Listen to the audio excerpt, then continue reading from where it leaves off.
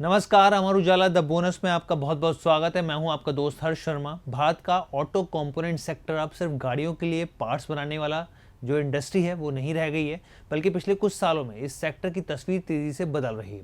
आज कई भारतीय कंपनियां इलेक्ट्रिक व्हीकल, सेमीकंडक्टर उपकरण, aerospace, defence, AI, data centre, industrial automation और ख़ास तौर पे जो हाई प्रिसिशन इंजीनियरिंग जो सेक्टर्स होते हैं उसमें बहुत तेज़ी से मौजूदगी जो है वो अपनी बढ़ा रही है। और यही वजह है कि निवेशकों और वैश्विक ब्रोकरेज जो हाउसेज हैं उनकी नज़र इस सेक्टर पर और इससे जुड़ी हुई कंपनियों पर है। यहाँ पर अब हम लोग आपके सामने कुछ जो जानकारी है वो रखते हैं, क्योंकि ग्लोबल जो निवेशक बैंक है गोल्डमैन सैक्स, उसका मानना है कि भारतीय ऑटो कंपोनेंट कंपनियां आने वाले सालों में एक बड़े रचनात्मक बदलाव यानी कि जिसे स्ट्रक्चरल ट्रांसफॉर्मेशन कहा जाता है उसका हिस्सा बन सकती हैं, बनने जा रही हैं। इस हिसाब से उनकी रिपोर्ट में निकल के आया है।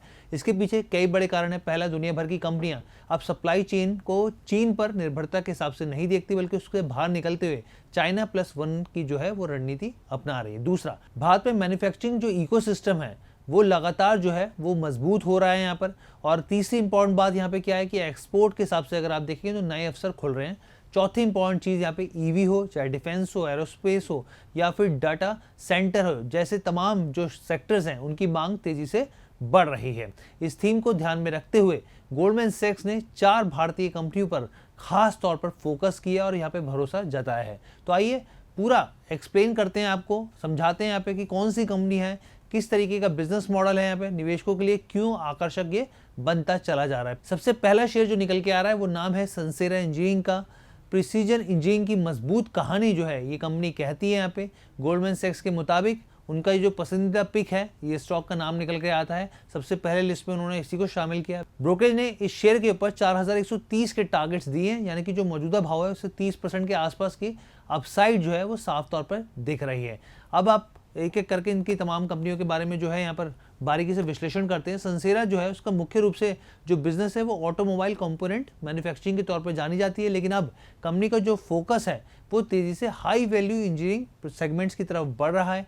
कंपनी एरोस्पेस, प्रिसीजन इंजीनियरिंग और ख़ास तौर पे यहाँ पे जो आप समझिए इंडस्ट्रियल प्रोडक्ट्स होते हैं उसमें अपनी कंपनी जो है वो हिस्सेदारी बढ़ाती हुई दिख रही है। अब गोल्डमैन सैक्स का क्या मानना है इस कंपनी को लेकर?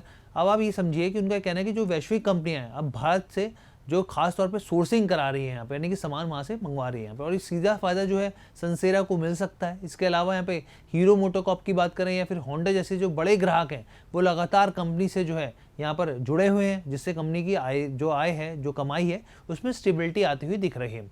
अब ब्रोकरेज को उम्मीद है कि FY29 तक कंपनी की मार्जिन और रिटर्न ऑन इक्विटी, जिसको ROE कहा जाता है, उसमें सुधार देखने को मिल सकता है। यानी कि सिर्फ रेवेन्यू ही नहीं बल्कि मुनाफे की जो क्वालिटी है उस वो भी स्थिति जो है वो बेहतर होती दिख सकती है, जो कि ब्रोकरेज का मानना है। और यही कारण है कि जो गोल्डमैन सैक्स है उसने इस थीम में जो सबसे मजबूत दावेदार को चुना है तो वो यही स्टॉक है।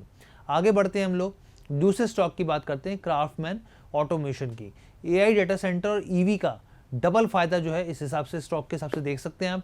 दूसरा जो नाम है यहाँ पर हम लोगों ने क्यों बताया, गोल्डमैन सैक्स का क्या कहना है उसको भी जान लेते हैं। टारगेट्स की सबसे पहले बात कर लेते हैं।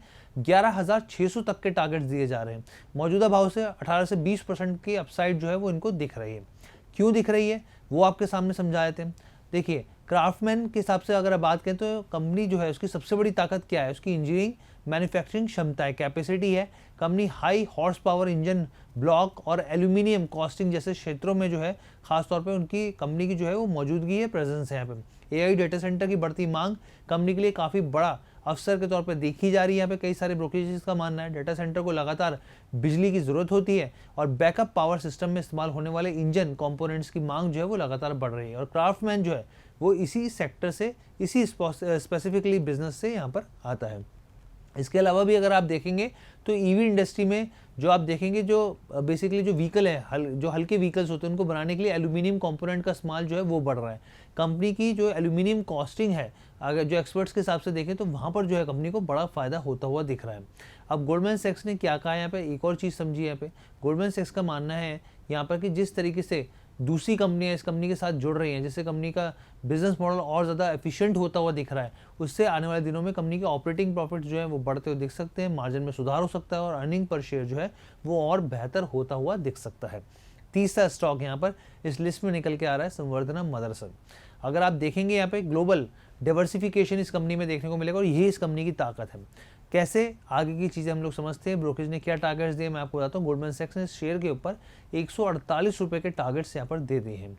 क्यों दिए, वजह क्या है, वो मैं आपके सामने देता हूँ। गोल्डमैन सैक्स की सबसे बड़ी ताकत उसकी ग्लोबल मौजूदगी है। यहाँ पे कंपनी का कारोबार कई देशों में फैला हुआ है, जिससे किसी भी एक देश या फिर एक सेक्टर में मंदी आने पर उसका सीधा प्रभाव नहीं होता है, क्योंकि देखिए डाइवर्सिफिकेशन होगा तो जाहिर सी बात है इम्पैक्ट भी कम पड़ता हुआ दिखेगा।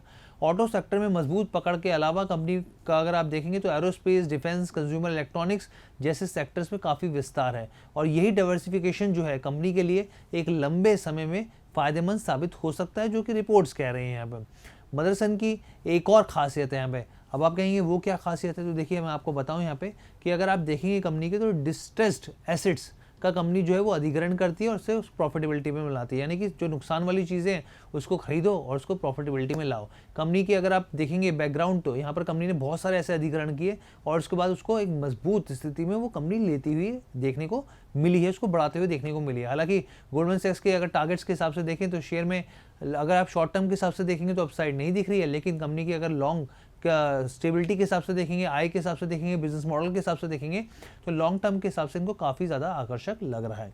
चौथा और आखिरी स्टॉक भारत फोर्ज, डिफेंस और एक्सपोर्ट के हिसाब से अगर आप देखेंगे तो खासतौर पे कंपनी की जो मौजूदगी अमेरिका में काफ़ी ज़्यादा स्ट्रॉन्ग है। मैं आपको बता देता हूँ ये चीज़। जो गोल्डमैन सैक्स है उन्होंने यहाँ पे जो टारगेट्स दिए 2120 रुपये के दिए हैं यहाँ पे, और लॉन्ग टर्म के हिसाब से उनका ये मानना है कि कंपनी जो है काफ़ी ज़्यादा स्ट्रॉन्ग दिख रही है, और हाल ही के सालों में कंपनी ने डिफेंस और एरोस्पेस सेगमेंट में अपनी मौजूदगी को और ज़्यादा मजबूत किया है। ब्रोकरेज के मुताबिक नॉर्थ अमेरिका और यूरोप में कमर्शियल व्हीकल साइकिल में सुधार होने के संकेत साफ तौर पर मिल रहे हैं, जिससे कंपनी के एक्सपोर्ट बिजनेस को जो है वो फायदा मिलता हुआ दिख सकता है यहाँ पर। और इसके अलावा अगर आप देखना चाहेंगे, समझना चाहेंगे कंपनी को, थोड़ा सा डीप डाइव करने की कोशिश करें तो कंपनी को डिफेंस सेक्टर में काफ़ी मजबूत मौके मिल रहे हैं। आर्टिलरी सिस्टम की बात कर लीजिए यहाँ पे, या फिर आर्मी जो व्हीकल्स होते हैं, एरोस्पेस प्रोजेक्ट्स होते हैं, उनकी लगातार जो है उसमें भागीदारी कंपनी के लिए बढ़ रही है, और वही भविष्य की ग्रोथ को सपोर्ट देता हुआ दिख सकता है यहाँ पे। कंपनी अपने यूरोपीय कारोबार में रिस्ट्रक्चरिंग पर काम कर रही है यहाँ पे, और अगर ये तमाम रिस्ट्रक्चरिंग सफल रहती है तो आप ये समझिए कंपनी का जो घाटा है वो कम होता हुआ दिख सकता है। एबिटा मार्जिन जो है FY29 तक 20% तक की स्थिति जो है पॉजिटिव नोट पे आगे बढ़ती हुई दिख सकती है।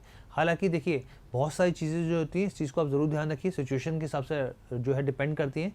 गोल्डमैन सैक्स का यहाँ पे साफ तौर पे कहना है कि हो सकता है शॉर्ट टर्म के हिसाब से बहुत ज़्यादा कुछ ना दिखे, लेकिन जो आगे वो तेज़ी की संभावना देख रहे हैं वो लॉन्ग टर्म के हिसाब से देख रहे हैं। लेकिन हमारी तरफ से यहाँ पे कहीं पर भी खरीदारी की सलाह नहीं है। कहीं पर भी आपको निवेश करना हो, अपनी वित्तीय सलाहकार की राय लीजिए और हैप्पी वीकेंड मनाइए। धन्यवाद।